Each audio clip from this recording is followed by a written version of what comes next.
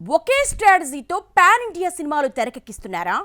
Ticket కొన్న ప్రేక్షకుడికి కథ చెప్పకుండా వెయిట్ చేయిస్తున్నారా? సినిమాలను క్యాష్ చేసుకోవడానికి మార్కెట్లోకి వచ్చిన కొత్త దందా ఏంటి? పాన్ ఇండియా సినిమా పైసా వసూళ్లే పనిగా పెట్టుకుంది. ఏళ్ల తరబడి తీసిన సినిమా ప్రేక్షకుల సహనాన్ని పరీక్షిస్తుంది. ఇంటర్వెల్ బ్యాంక్ పడినప్పటికీ కథ ఇది అని చెప్పడం లేదు. ఇప్పుడొస్తున్న పాన్ ఇండియా సినిమాలన్నీ ప్రేక్షకుణ్ణి నిలువుదోపిడీ చేస్తున్నాయి. టికెట్ రేట్లు ఇష్టానుసారంగా పెంచేసి ఫస్ట్ వీక్లోనే 100 కోట్లు కొట్టేయాలని చూస్తున్నాయి. ఈ ప్రాసెస్ లో ఏళ్ల తరబడి వెయిట్ చేసిన హార్డ్ కోర్ ఫ్యాన్స్ కు డిసప్పాయింట్ తప్పడం లేదు. టికెట్ రేట్లు కొండెక్కి కూర్చున్నా సరే ఎగబడి కొన్న వారికి ఫుల్ స్టోరీని చూపించడం లేదు. ఫినిషింగ్ టచ్ ఇవ్వని సినిమాలు మార్కెట్ ను ముంచెత్తుతున్నాయి. సినిమా మొదలైన గంట వరకు పాత్రల పరిచయాలతోనే సినిమా నడిచిపోతుంది. ఇంటర్వెల్ బ్యాంక్ కు ముందొచ్చే లెంతీ ఫైట్లు ఆడియన్స్ కు అసలేం చూస్తున్నామో తెలియకుండా ఉంది. సలార్ చిత్రంలో ఇలాంటి చిత్రాలు మనకు చాలా కనిపిస్తాయి. ఫస్ట్ డే మార్నింగ్ షోకు వేలకు వేలు పెట్టి టికెట్లు కొన్న ప్రేక్షకులు అసలు విషయం ఈ సినిమాలో లేదు, ఆ తర్వాత వచ్చే పార్ట్ లో ఉంటుందని చెబితే ఎందుకు ఒప్పుకుంటారు చెప్పండి. భారతీయుడు 2లో సరిగ్గా ఇదే జరిగింది. కమల్ హాసన్ కామన్ మ్యాన్ ను జస్ట్ 5 నిమిషాల టైం అడుగుతాడు, అది కూడా ప్రజల బాధ్యతలను గుర్తు చేయడానికే. అదే విషయాన్ని ఎండింగ్ లో క్లియర్ కట్ గా చూపించి భారతీయుడు 3లో ఏముంటుందో చెబితే బాగుండేది. అలా కాకుండా ఆ 5 నిమిషాల డైలాగు ఇండియన్ 3 వరకు వెయిట్ చేయమనడం ఆడియన్స్ సహనాన్ని పరీక్షించినట్లయింది. కల్కితో ఆగుతుంది అనుకున్న ఫినిషింగ్ టచ్ ఇండియన్ 2కిచ్చారా? సీక్వెల్స్ వచ్చే వరకు హార్డ్ కోర్ ఫ్యాన్స్ రోజులు లెక్క పెట్టుకుంటూ కూర్చోవలసిందేనా? పాన్ ఇండియా సినిమాలకు పట్టుకున్న ఈ కొత్త పైత్యాన్ని అసలు ఎలా చూడాలి? ప్రభాస్ నాగశ్విన్ కాంబోలో వచ్చిన కల్కి సినిమాకు 600 కోట్లు ఖర్చు పెట్టారు. ఈ సినిమా ఒక్క పార్ట్గా మాత్రమే తెస్తే మేకర్స్ పెట్టిన ఇన్వెస్ట్మెంట్ కు న్యాయం జరగదు. ఆ రీజన్ తోనే సెకండ్ పార్ట్ ట్విస్ట్ ఇచ్చారు.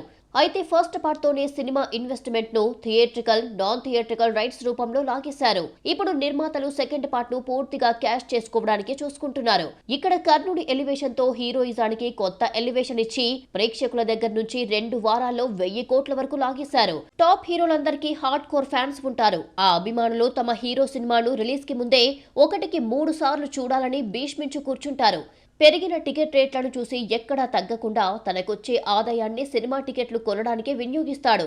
పైగా ఫ్రెండ్స్ ను పనిగట్టుకుని మరీ సినిమాకు తనతో పాటు తీసుకుపోతాడు. సినిమా చూశాక ఎంటకాడ పడకపోవడంతో ఆ తర్వాత వచ్చే పార్ట్ కోసం రోజులు లెక్కబెడుతూ కూర్చుంటాడు. ఇది ఒక రకంగా సదరు సినీ లవర్స్ ను డిస్టర్బ్ చేయడం లాంటిదే. పాన్ ఇండియా సినిమాలన్నీ ఇదే స్ట్రాటజీతో ముందుకు పోతున్నాయి. మేకర్స్ అంతా ఊహించి మరీ చూపిస్తున్న సినిమాల తాలూకు కథను ఒకేసారి చెప్పడానికి సిద్ధపడటం లేదు. ప్రేక్షకులకు ఈ సినిమాలో బ్రహ్మ పదార్థం ఏదో ఉందని పురాణాల థీమ్ ను పెయిడ్ క్యాంపెయిన్ల ద్వారా ఎడిక్ట్ చేసి క్యాష్ చేసుకోవడమే పనిగా పెట్టుకున్నారు. భారతీయ పురాణ ఇతిహాసాల పూర్తి సారం మెజారిటీ ఆడియన్స్ కు తెలియకపోవడంతో హీరోయిజానికి దైవత్వాన్ని ముడిపెట్టడం ద్వారా మూవీలను తెలివిగా మార్కెటింగ్ చేసుకోగలుగుతున్నారు. థియేటర్ కు వెళ్లిన ఆడియన్స్ కు సెకండ్ హాఫ్ లోకి వెళితే తప్ప అసలు సినిమా ఏంటనేది తెలియడం లేదా? ఆ సెకండ్ హాఫ్ లోనూ విషయం ఇది అని చెప్పకుండా దాటవేయడం ఆడియన్స్ సహనాన్ని పరీక్షించడం కాదా? మార్కెట్లో ప్రేక్షకుణ్ణి థియేటర్ కు తీసుకువచ్చామా, క్యాష్ చేసుకున్నామా అని చూసే నిర్మాతలు ఉన్నారు. అదే నిర్మాతలు కొన్న టికెట్ రేటుకి ప్రేక్షకుడికి న్యాయం చేశామా అన్నది ఎందుకు చూస్తారు? తెలివిగా సినిమాను ప్రమోషన్ చేసుకోవడంలో, ఆడియన్స్ ను అటెన్షన్ లోకి తెచ్చుకోవడంలో చూపించే శ్రద్ధ ఒకే కథను పార్ట్లుగా చూపించడంలో పెట్టరు. కాకపోతే నేటి తరం ఆడియన్స్ ఈ విషయాన్ని ఇప్పుడు అంత పెద్ద ఇష్యూగా చూడడం లేదు. ఇక థియేటర్ కు వెళ్లిన సామాన్య ప్రేక్షకుడికి సెకండ్ హాఫ్ లోకి వచ్చాక కూడా సినిమా ఏంటి అనేది ఈ మధ్యన ఎవ్వరికీ అర్థం కావడం లేదు. సలార్ సినిమా అయితే క్లైమాక్స్ చూసినప్పటికీ అసలు కథేంటో ఇప్పటికీ తెలియడం లేదు. హీరో ఫ్యామిలీకి ఫ్లాష్ బ్యాక్ అయితే ఉంది అనుకుంటున్నారు తప్ప క్లారిటీ అనేది కనిపించడం లేదు. ఓన్లీ ఎలివేషన్ షాట్స్, యాక్షన్ పార్టుతోనే సినిమాను గట్టెక్కించేశారు. టాప్ హీరోల సినిమాలన్నీ ఇదే రకమైన పైత్యాన్ని చూపిస్తున్నాయనేది ప్రధాన ఆరోపణగా వినిపిస్తుంది. నిజానికి సినిమా అనేది ఓ వినోదం. ఆ వినోదంలో కూడా చూపించకుండా చూపిస్తానంటే ఎలా? ఇది చాలదన్నట్లు మీరు కొన్న టికెట్ కు సగం సినిమానే ఇప్పుడు చూపిస్తున్నాం, కొన్నేళ్ల తర్వాత మరో టికెట్ కొని మిగిలిన సినిమా చూడండి అంటే ప్రేక్షకుడి సహనాన్ని పరీక్షించడం కాదా? పాన్ ఇండియా నిర్మాతలు 1000 కోట్లు కొల్లగొట్టడమే పనిగా పెట్టుకున్నారా? దానిలో భాగంగా ఫస్ట్ పార్ట్ లో కథ చెప్పకుండా సెకండ్ పార్ట్ కు తీసుకుపోతున్నారా? ప్రేక్షకుల వీక్నెస్ ను క్యాష్ చేసుకునే ప్రయత్నం ఎందుకంత తీవ్రంగా జరుగుతోంది? ప్రొడక్షన్ హౌస్ కథను డీటెయిలింగ్ గా చెప్పడానికే 2-3 పార్ట్లను తీస్తున్నాయా? బ్రహ్మాస్త్ర లాంటి సినిమాను ప్రేక్షకుల్లోకి తీసుకువెళ్లడానికి 3 లేదా 4 పార్టులు ఉంటాయని నిర్మాతలు ముందే చెప్పారు. త్వరలో రాబోయే దేవ్ పాత్ర కోసం ఎంటైర్ ఇండియన్ సినిమా ఆడియన్స్ ఎదురు చూస్తున్నారు. కాకపోతే ఫస్ట్ పార్ట్ ఆశించిన విజయాన్ని అందుకోలేకపోవడంతో బ్రహ్మాస్త్ర 2కు థియేటర్ మూమెంట్ వస్తుందా లేదా అనే సందేహంలో పంపిణీదారులు ఉన్నారు. బ్రహ్మాస్త్ర కల్కిలో అసలు కథను చెప్పే పాత్రను అమితాబ్ బచ్చనే చేశారు. రెండిటిలోనూ దైవత్వాన్ని హీరోయిజంకు లింకప్ చేయడం ద్వారా సినిమాను పీక్స్ కు తీసుకువెళ్లే ప్రయత్నం గట్టిగా జరుగుతుంది. అది మరింత డీటెయిల్ గా ఉండాలంటే స్టోరీని కంప్రెస్ చేసి ఒకే పార్ట్లో చూపించకుండానే ఇలా పార్ట్లుగా చూపిస్తున్నారని, ఇందులో చూపించని అసలు కథాంశాన్ని ఆ తర్వాత పార్ట్లో ఏమైనా చూపిస్తారు అనే నమ్మకంతో ఆడియన్స్ ఉన్నారని తెలుస్తుంది. ఇప్పుడు నడుస్తున్న ట్రెండ్ లో కథను 2.5-3 గంటల్లో చెప్పలేకపోతున్నారు. ఆ రీజన్ తోనే సినిమాకు సీక్వెల్ అనౌన్స్ చేస్తున్నారు.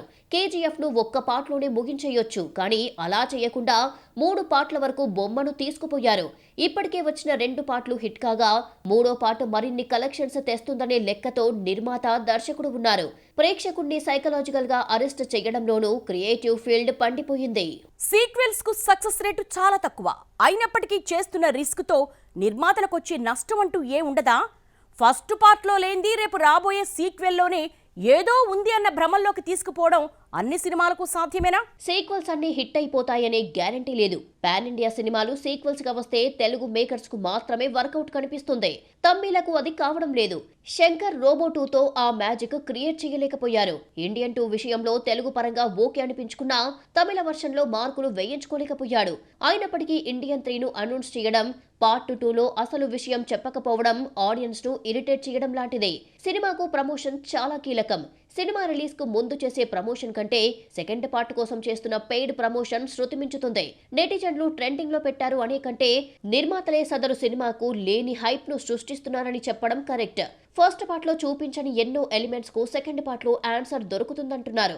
ఫస్ట్ పార్ట్ లో స్టోరీ స్పాన్ ఎక్కువగా ఉండడంతోనే ఇలా సెకండ్ పార్ట్ కు వెళ్లడంలో తప్పేముంది అనేవారు కూడా ఉన్నారు.